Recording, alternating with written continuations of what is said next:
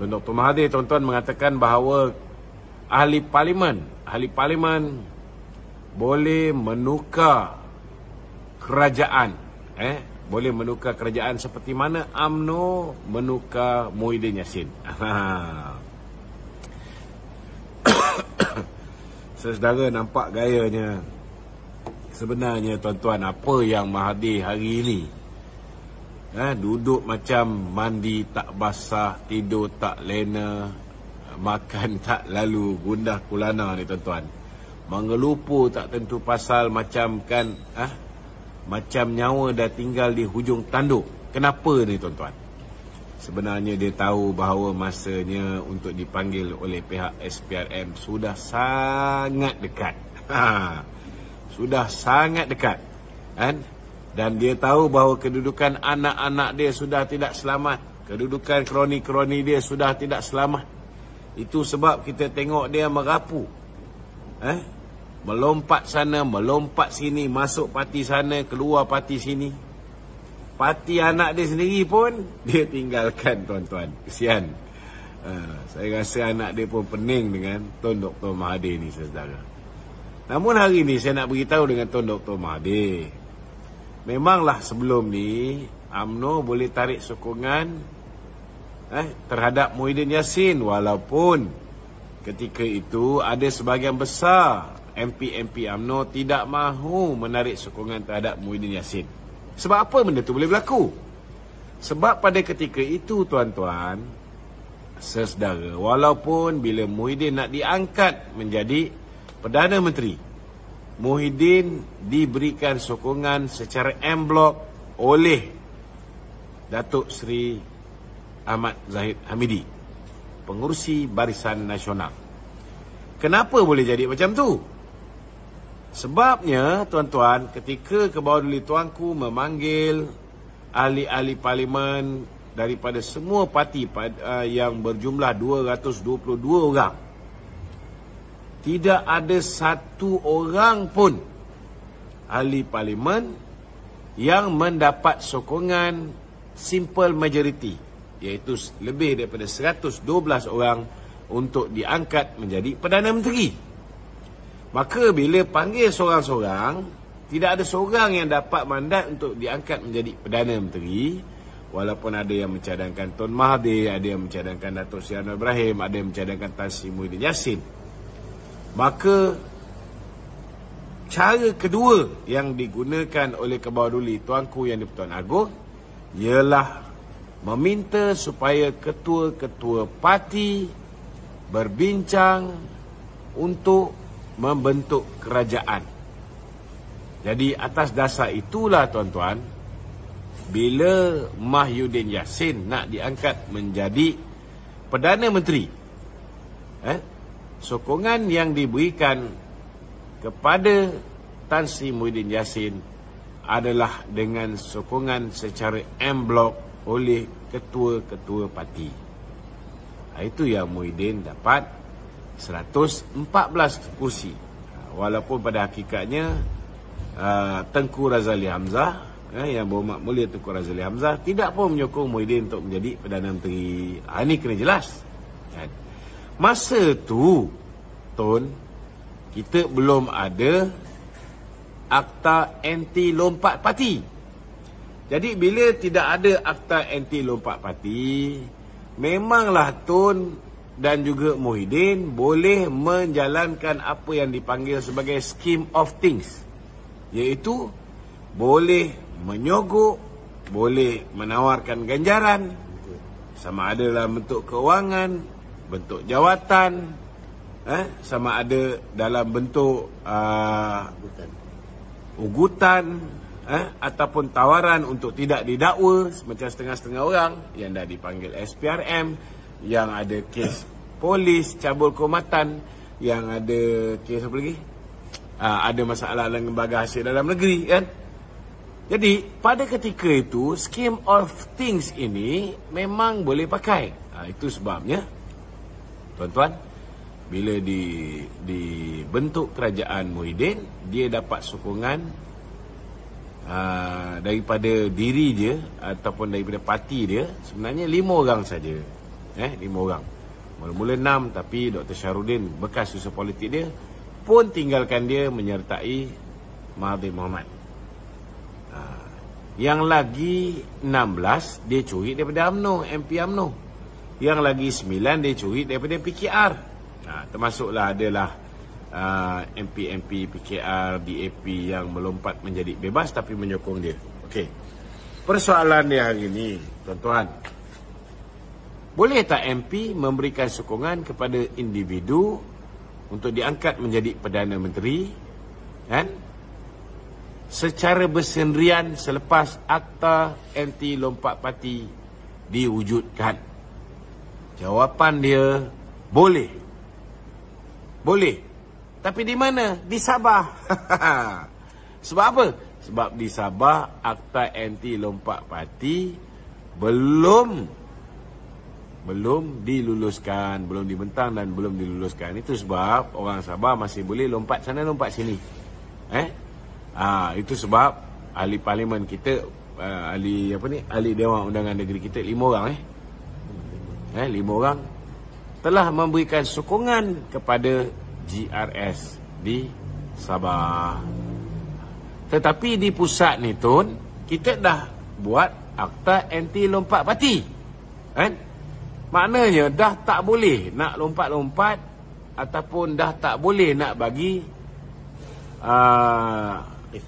personal SD kepada sesiapa untuk menjadi Perdana Menteri. Kan? Kalaulah contohnya macam Hishamuddin, kan, dia beri SD kepada Muhyiddin untuk menjadi Perdana Menteri. Kalau pihak parti Barisan Nasional mengambil tindakan, contohnya, kan, apa tindakan boleh diambil kepada orang yang lompat parti ni? Susah Agung Barisan Nasional boleh menghantar surat kepada Speaker Dewan Rakyat memaklumkan bahawa kerusi Parlimen Sembrong dikosongkan. Contoh. Sebenarnya boleh buat pun, kan? Tapi saya bagi contoh. Jadi kalau Tun berhasrat untuk tarik sokongan ahli parlimen, kan, untuk menumbangkan kerajaan Datuk Seri Anwar Ibrahim ini, silakan. Silakan. Kita pun tak nak ada orang dalam UMNO ini masih lagi berkiblatkan kepada Tun Dr. Mahathir atau berkiblatkan kepada Tan Sri Muhyiddin Yassin. Jadi the moment dia bagi SD kepada Muhyiddin kepada sesiapa saja, Susah Agung Barisan Nasional boleh menghantar terus surat memaklumkan kekosongan kerusi pihak yang terbabit, sebab pihak yang terbabit sudah pun menandatangani aku janji memberikan mandat kepada ketua parti. Ketua parti ni kursi BN lah, untuk berunding dan membuat keputusan bagi pihak semua ahli parlimen dengan parti mana kita nak bergabung dan siapa yang kita nak angkat menjadi Perdana Menteri. Okey, saya harap ini jelas lah, ya, Tun Dr. Mahathir. Dia baru lompat parti baru-baru ni? Oh, ya. Ya, betul. Oh, betul juga. Dia kata, mungkin saya lompat tak ada apa pun. Ya, betul.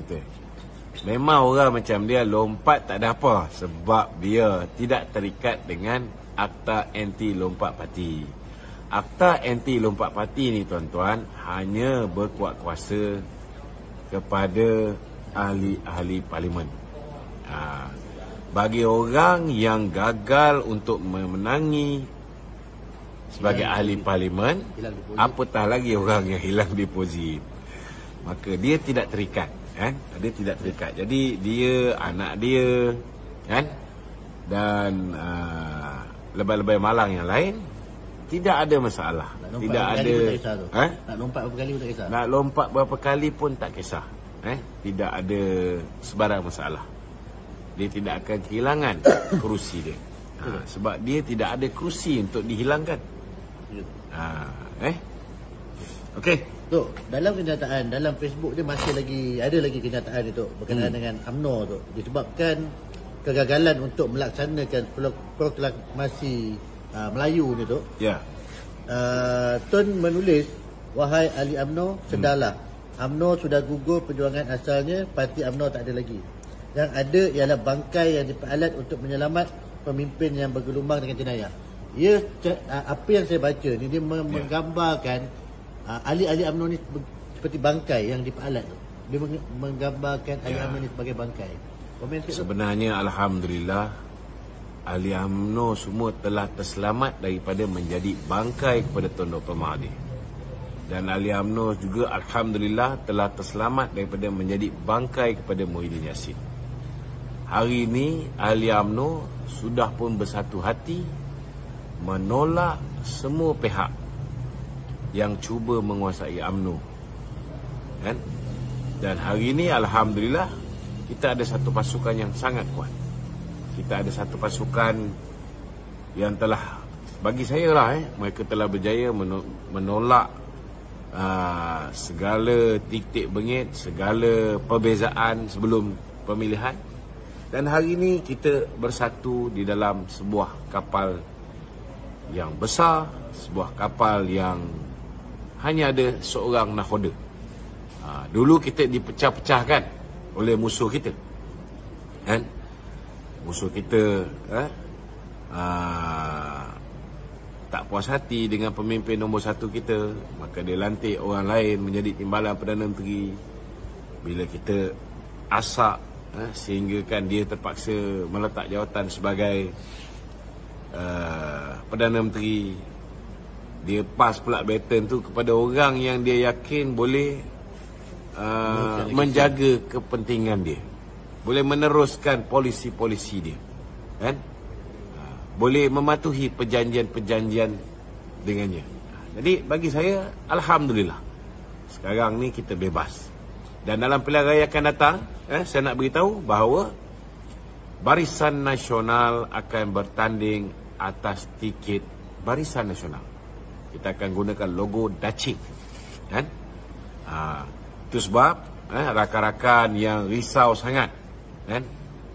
Risau sangat. Ada setengah-setengah orang tu dia kata, macam mana ni, kita belum lagi akrab, belum lagi rapat. InsyaAllah lepas ni kita akan mula akrab dan kita akan mula rapat. Hari ini di Terengganu pun, kan, Presiden dah berikan mandat untuk Badan Perhubungan Negeri Terengganu meneruskan kerjasama dengan PKR di sini, meneruskan kerjasama dengan Amanah. Tadi pun alhamdulillah dalam majlis yang dianjurkan oleh Kemas, yang melibatkan Yang Amat Berhormat Timbalan Perdana Menteri, Presiden UMNO, YB Azan PKR pun datang. YB apa? Azam. Azan. YB Azan PKR pun datang. Datuk Raja Tengku Bahrain, Tengku Bahrain, betul tak? Datuk Raja Bahrain, kan? Datuk Raja Bahrain pun datang, kan? Itu dah nampak dah, ukhuwah tu dah nampak cantik, kan? Dan kita akan bersedia, kita akan bersedia untuk berhadapan dengan pilihan raya di semua negeri-negeri ini. Dan saya pun nak beritahu, mungkin kemungkinan besar apa ni, apa tadi aku lupa dah. Dah masuk bab lain. Okey. Convention akan berlangsung pada 14 hari bulan Mei, di mana semua 20 parti di dalam kerajaan perpaduan ini akan berhimpun di Dewan Merdeka. Grassroots mereka juga akan berhimpun. Kita akan buat perhimpunan serba putih, semua orang akan pakai baju putih, kan? Yakinlah, yakinlah. Itu sebab Presiden banyak kali ulang, Presiden banyak kali ulang, kan? Aku pun kena ulang, jangan tendang stand ni, kan? Presiden banyak kali ulang, kan?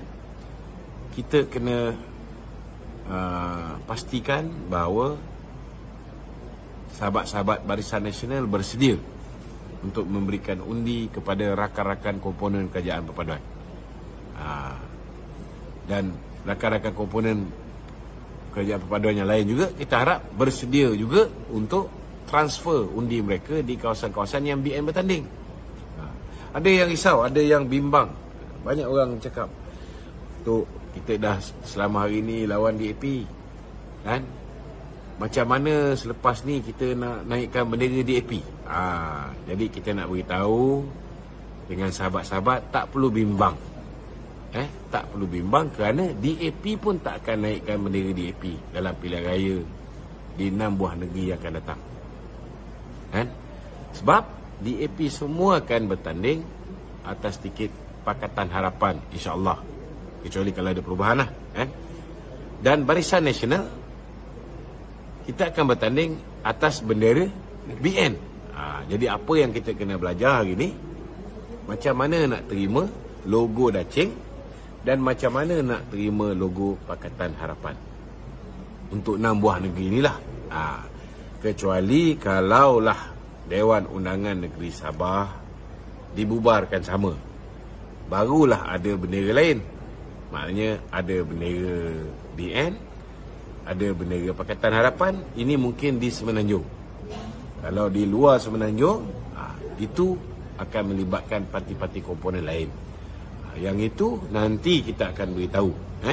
Tapi buat masa ni tak perlu bimbang. Tak perlu bimbang. Dan DAP pun kadang-kadang dia pening juga. Macam mana kita nak naikkan bendera UMNO?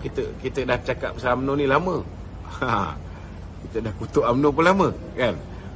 Pun tak payah bimbang sebab UMNO tidak akan bertanding dalam pilihan raya yang akan datang, InsyaAllah. InsyaAllah. Sebab yang akan bertanding ialah Barisan Nasional. Okey, jelas Okey. Kita lihat sentimen-sentimen yang dibawa oleh Tun Mahathir, Papa Gomo, apa ni semua adalah dikatakan tentang Papa Gomo ni dia parti apa sekarang? Tupperware tu. Bukan. So dia katakan bahawa UMNO ni dah lari daripada perjuangan asal, landasan asal. Sebenarnya landasan apa yang lari? Dia orang yang lari ke daripada landasan ni? Landasan yang lari sebenarnya ialah kalau kau orang UMNO tapi kiblat kau Mahathir. Daripada dulu dia macam tu. Dulu dia berkiblatkan Isyamuddin sebab Isyamuddin pun Mahathir juga. Dia pun menyokong perhimpunan Maruah Melayu dulu. Siapa yang buat? Mahathir juga. Jadi memang betul lah dia secara konsisten berada di dalam UMNO tapi jiwa dia dengan Mahathir. Konsisten juga tu. Istiqamah namanya. Tapi istiqamah mengkhianat parti. Betul tak? Cuma dia frust kita tak termakan dengan Kongres Maruah Melayu Mahathir yang pertama. Dan kita pula menolak apa yang dia nak buat yang baru ni? Proklamasi Melayu. Proklamasi Melayu. Kan? Kurang-kurang kalau nak suruh proklaim pasal hal Melayu ni, biarlah orang Melayu yang proklaim. Betul tak? Kan? Ini orang daripada Kerala dia ambil untuk proklaim Melayu. Dah lah kita orang Melayu ni dah banyak dah bertolak ansur bagi peluang orang daripada Kerala ni jadi Perdana Menteri 22 tahun, tambah lagi 22 bulan. Kan? Lepas tu dia cakap, semenjak saya tidak menjadi Perdana Menteri, Melayu miskin. Padahal ketika dia menjadi Perdana Menteri 22 tahun, ikuti Bumi Putra, 18%. Lepas 21 tahun, 22 tahun dia memerintah, masih lagi 18%. Tak naik pun setakuk menjadi 19%. Lepas tu dia kata dia memperjuangkan nasib Bumi Putra. Bumi Putra mana yang dia perjuangkan? Selain daripada Syed Mokhtar dan rakan-rakannya sewaktu dengannya. Kroni-kroni dia. Kan? Jadi benda ni tak betul lah. Kan? Biarlah kalau Papa Gomo rasa dia dah sebati dengan Mahathir ni, saya cadangkan banyak jawatan kosong dalam Putra tu. Kan? Hanya Putra je sanggup untuk mengusungkan jawatan apa yang tertinggi dalam parti tu diberikan pada Mahathir. Jadi mungkin jawatan Ketua Pemuda Putra tu kan, orang yang macam dia tu sesuai. Takkan dia nak masuk muda kan? Dia punya kes dengan apa ni, dengan Syed Saddiq pun dah ada prima facie. Lagi dia angin kan? Okey. Okey tak? penting ke promokasi Melayu ni? Nak UMNO kena join apa, ataupun lebih penting UMNO untuk menaikkan, memartabatkan orang Melayu ni sebenarnya? Bagi saya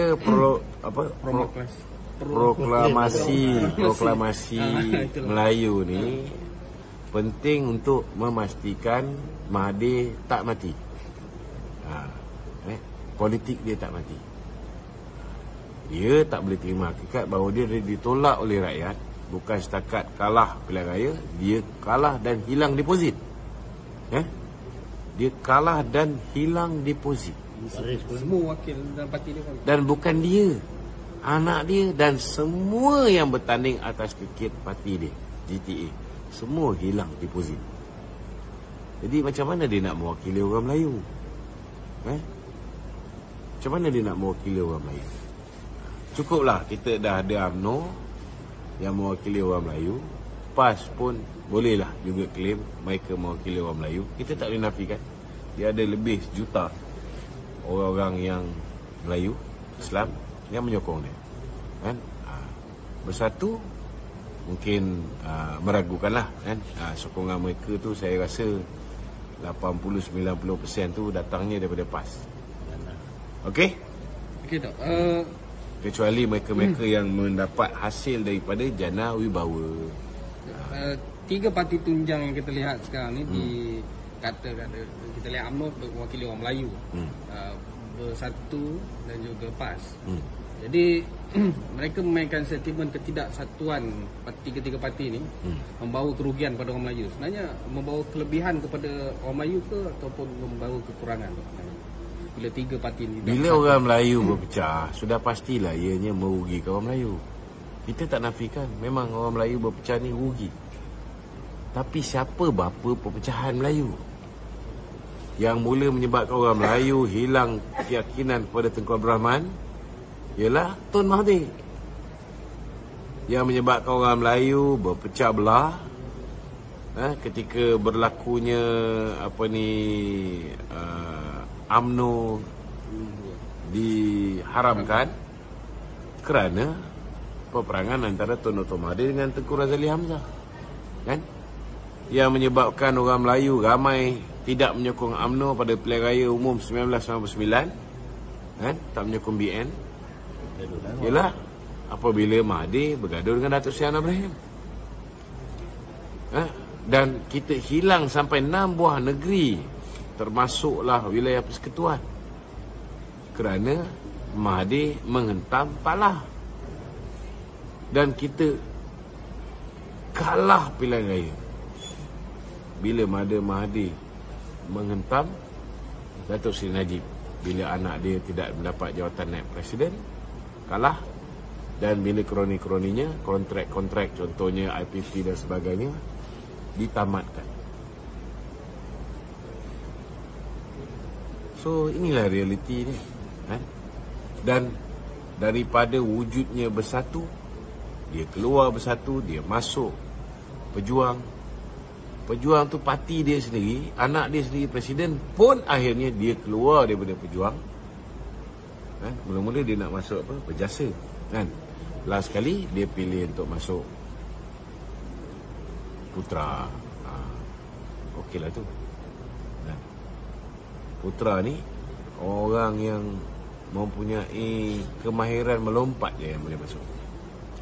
Dan setakat ini kemahiran melompat Ibrahim Ali dengan Tun Mahathir lebih hebat. Tengah berlawan itu kan. Siapa paling jual lompat? Ibrahim Ali tak cukup hebat. Tun Mahathir lagi hebat. Kawan Tok yang lama tu siapa?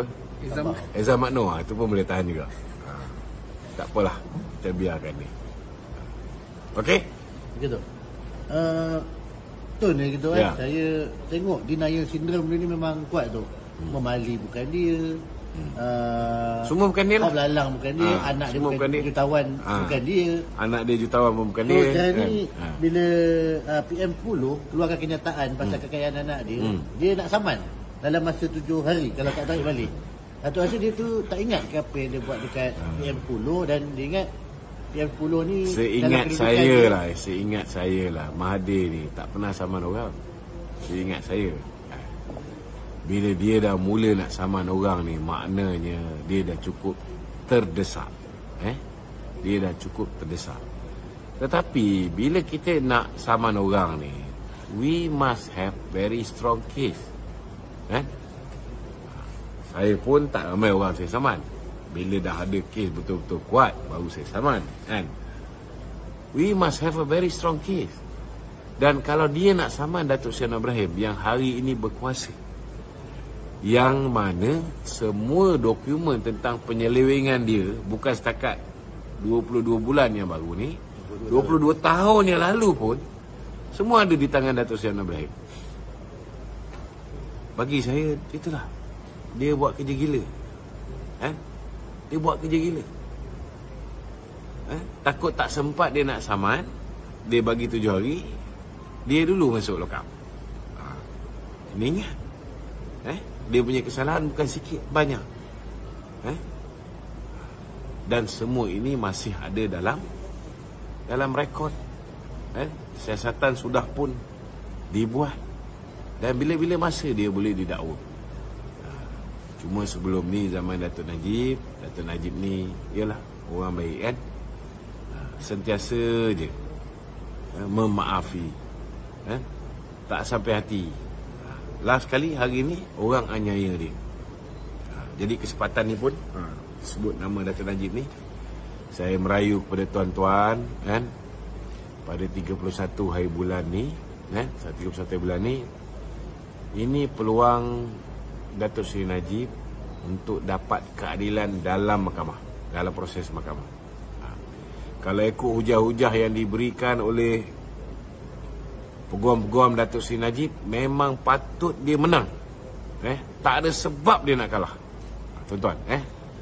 Tapi yalah, kita ni, tuan-tuan, kita boleh merancang, tapi Allah Ta'ala pun ada perancangan dia.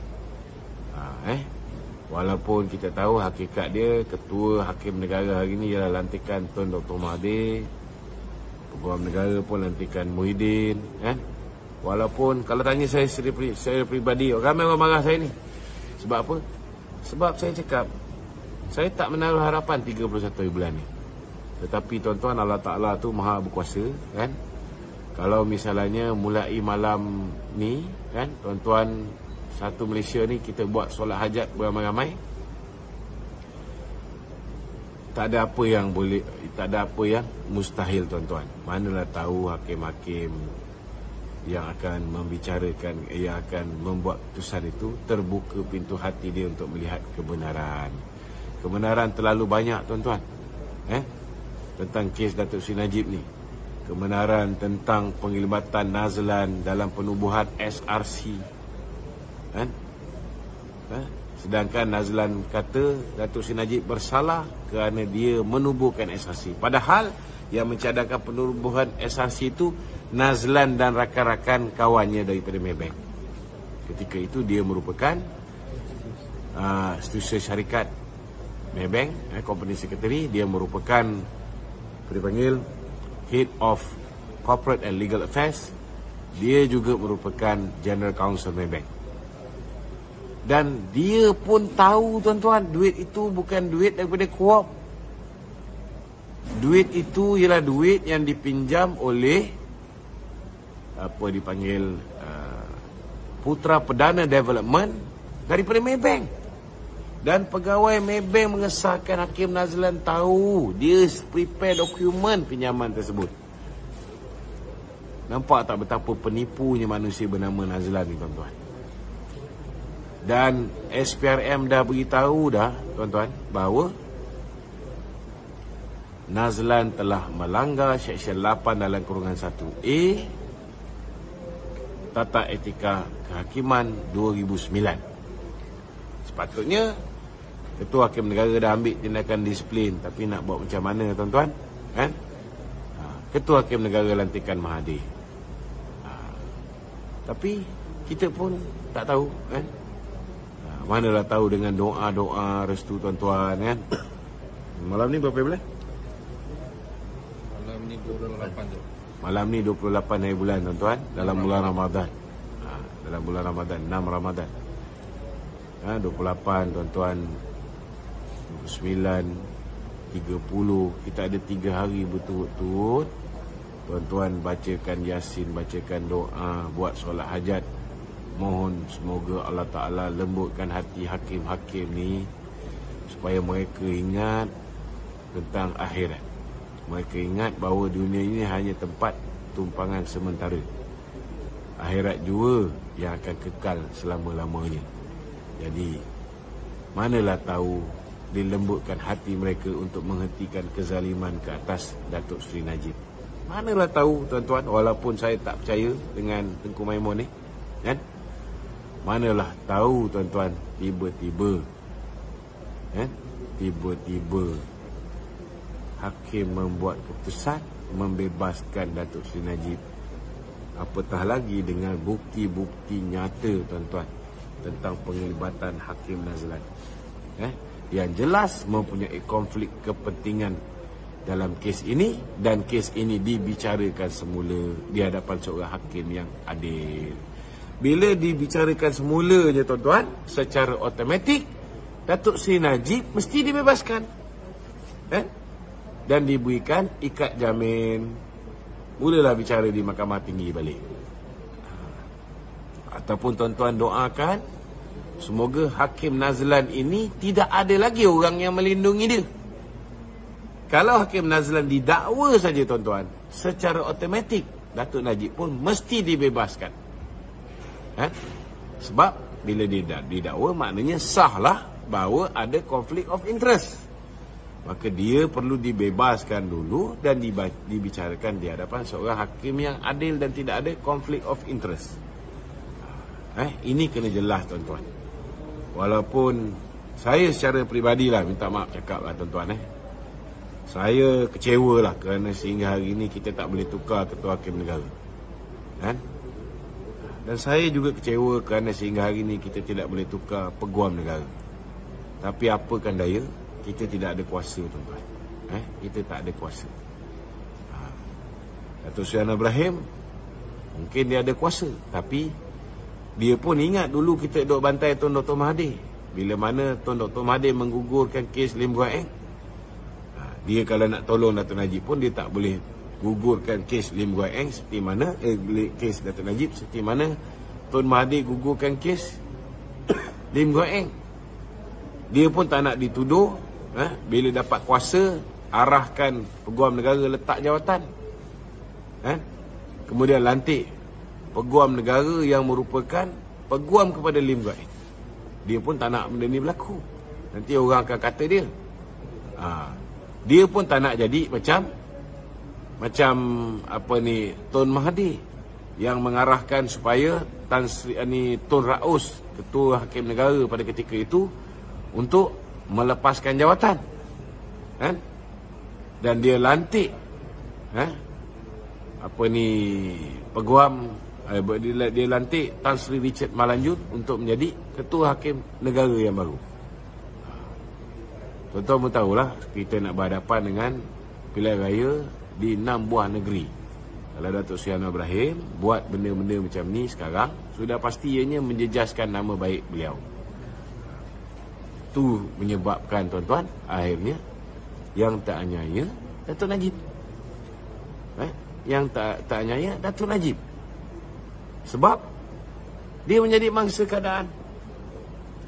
Jadi saya yakinlah tuan-tuan, saya yakin, dan tuan-tuan doakan juga supaya Datuk Seri Anwar Ibrahim diberikan kekuatan tuan-tuan, selepas dia pilihan raya 6 buah negeri ni, supaya dia betul-betul boleh buat reformasi institusi kehakiman, reformasi jabatan peguam negara, reformasi semua institusi asas negara, insya-Allah. Okey? Begitu. Ya. Membalas kenyataan Setiausaha Agung UMNO Ashraf Wajdi Dusuki, Fazli Syahri menyatakan kenyataan Ashraf Wajdi Dusuki tidak lagi memikirkan soal MN, sebaliknya fokus bekerjasama dengan Keadaan Perpaduan. Fazli Syahri bagi tahu selamat berjaya sebab sekarang ini dia fokus dengan Perikatan Nasional yang mendapat sokongan majoriti Melayu dan Bumi Putra. Apa pandangan Datuk? Tidak ada masalah untuk dia bersifat optimistik. baguslah. Itulah sifat kena ada dalam diri seorang ketua pemuda, kan? Tak ada masalah. Tetapi keputusan akhirnya sama ada parti dia tu mendapat sokongan orang Melayu, kan? Kerana orang Melayu yakin dengan parti dia ataupun Perikatan Nasional, atau orang Melayu pada pilihan raya umum ke-15 menyokong parti dia kerana fulus yang dia edarkan. Itu semua akan diputuskan dalam pilihan raya di 6 buah negeri. Dulu dia berada dalam kerajaan, kan? Bila dia menyogok, dia gunakan balai raya, dia gunakan masjid, surau yang dia kuasai, dia menggunakan pejabat daerah yang dia kuasai, kan? Dia bagi dana bakti remaja, dia bagi itu ini apa semua macam-macam dia bagi, kan?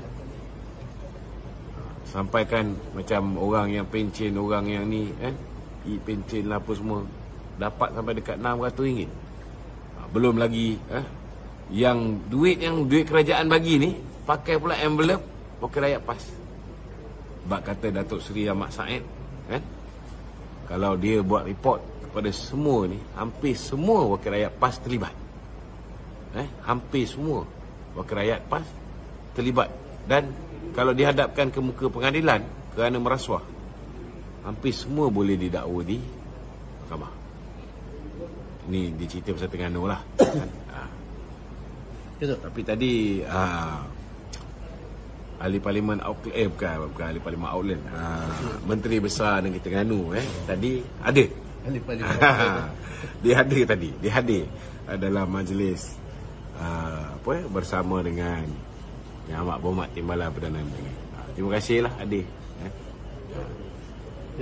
So saya minta saudara Fazli ni, kalau betul dia nak pastikan bahawa parti dia tu betul-betul mendapat sokongan orang Melayu, cuba mulakan dengan berhenti menyogok orang Melayu. Kalau dia berhenti menyogok orang Melayu, sama ada dalam bentuk duit, sama ada dalam bentuk janji-janji nak masuk syurga, dalam bentuk ugutan-ugutan, undi PH, undi BN, masuk neraka, kalau boleh berhenti buat benda ni semua, insya-Allah kemenangan dia itu boleh dianggap sebagai kemenangan yang sah, yang hakiki, yang tidak boleh dipertikaikan. Okey? Okey tu. Saya memetik kenyataan kucing pula. Eksekutif Agung semalam tu yang dia mengulas Presiden Timbalan Presiden PAS Tuan Ibrahim Tuan Man bagi tahu MN belum mati atau terkubur, sebaliknya hanya pengsan. Dan tu kalau betul lah ini adalah agenda penyatuan ummah, kenapa tak terima pejuang? Kenapa tak terima GTA? Masa pejuang mohon dia pertikaikan sebabnya pembahagian kerusi lah apalah. So apa sebenarnya MN yang PAS nak bawa tu? Dia sebenarnya Muafakat Nasional bermula dengan menandatangani piagam Muafakat Nasional, di mana satu perhimpunan besar-besaran di antara penyokong UMNO, penyokong PAS diadakan yang dipanggil Perhimpunan Penyatuan Ummah di PWTC, dan kita tanda tangan piagam Muafakat Nasional. Yang itu betul lah seperti mana yang diperkatakan oleh diperkatakan oleh Susah Agung UMNO Dr. Ashraf Wajidi, bahawa Muafakat Nasional yang itu dah mati, Tetapi kalau Tuan Ibrahim Tuan Man nak hidupkan Muafakat Nasional yang dia kata dah pengsan tu, boleh cari Anwar Musa. Anwar Musa ada simpan Muafakat Nasional yang itu, NGO tu kan, ada. Carilah Anwar Musa. Anwar Musa pun dah hampir nak pengsan, Jadi kalau misalnya PAS boleh mempertimbangkan, kalau dia tak dapat jadi ahli parlimen, dia dapat jadi adun pun jadilah, Manalah tahu, selama hari ini PAS menteri besar dia Tok Guru kan. Sekali-sekala lantiklah Tok Garu jadi menteri besar. Mungkin boleh membawa pembangunan pada negeri Kelantan. Air Kelantan yang keruh tu mungkin boleh jadi jernih. Okey. Begitu. Ada lagi? Pembersihan parti, apa Datuk nampak hikmah dalam kita gantung dengan pecat orang yang bagi kesan negatif kepada parti itu? Bagusnya bila kita pecat ini kan, setidak-tidaknya we disassociate ourselves from them. Kalau dulu ada orang UMNO yang masih lagi bersama dengan mereka, maka kita ada api dalam sekam kan. Kita ada anai-anai yang merosakkan rumah kita ni secara senyap-senyap kan. Tapi bila kita dah pecat mereka kan, ahli UMNO ni dia ada sifat satu, dia sifat setia So bila dia ada sifat setia tu, mereka akan meletakkan keutamaan parti ni mengatasi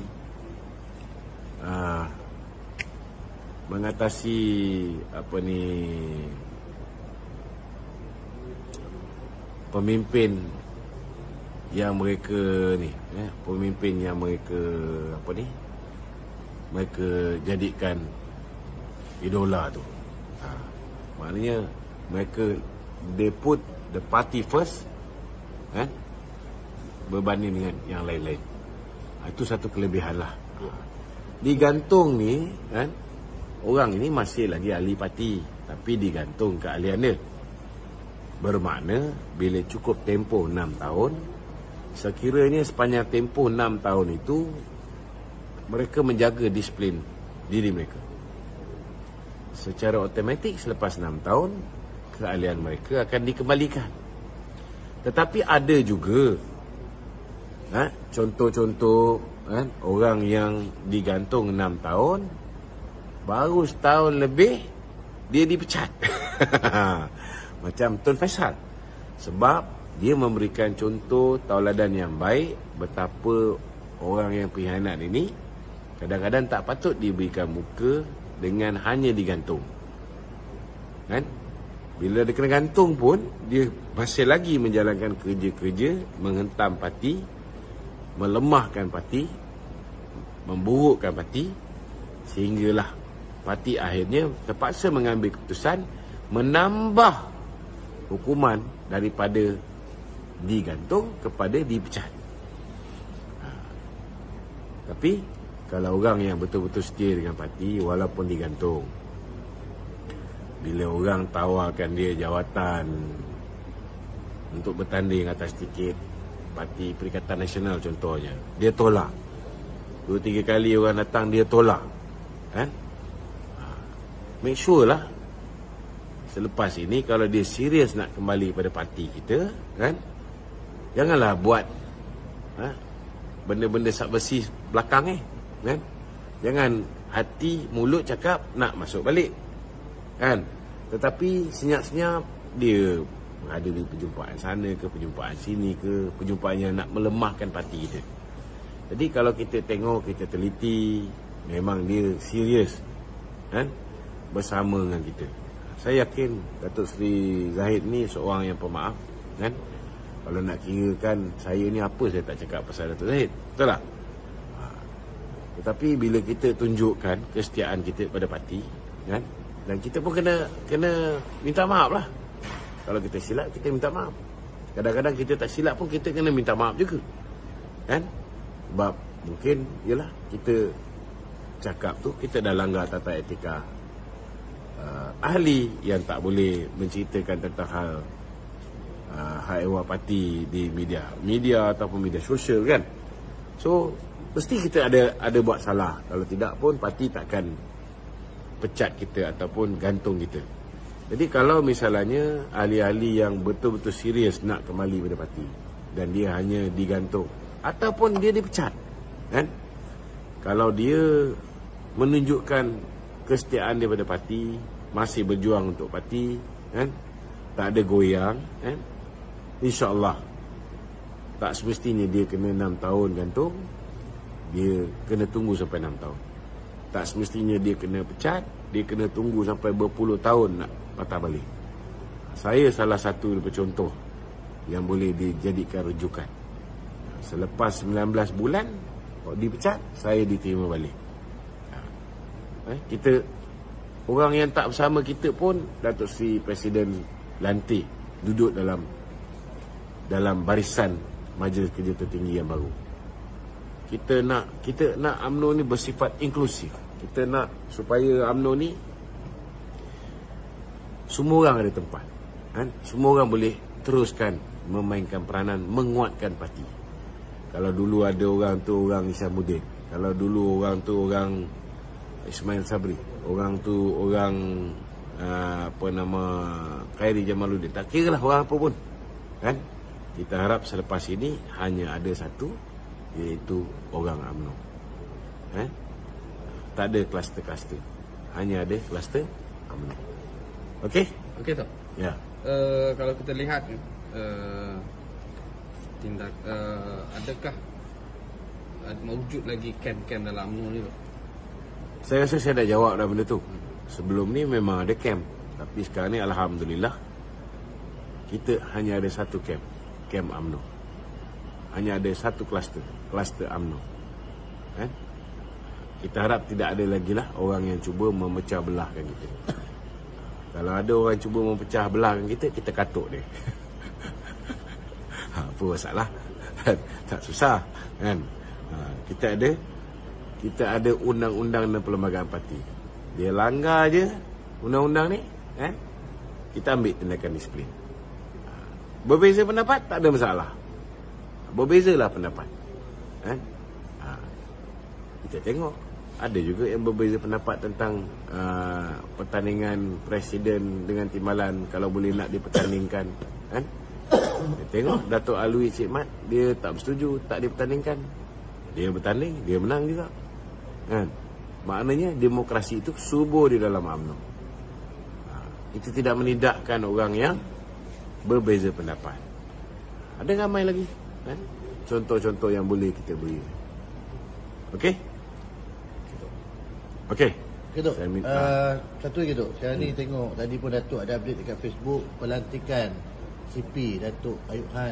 Kita ucapkan tahniah kepada pengarah Jabatan Siasatan Jenayah Narkotik, Chief Commissioner of Police, Datuk Seri Ayub Khan, yang telah pun dilantik menjadi pengarah Jabatan Siasatan Jenayah Bukit Aman yang baru, berkuat kuasa 16 hari bulan April ni, insyaAllah. Kita ucapkan selamat bertugas kepada Datuk Seri Ayub Khan. Semoga aktiviti jenayah dalam negara kita ini dapat dikurangkan oleh beliau, insyaAllah.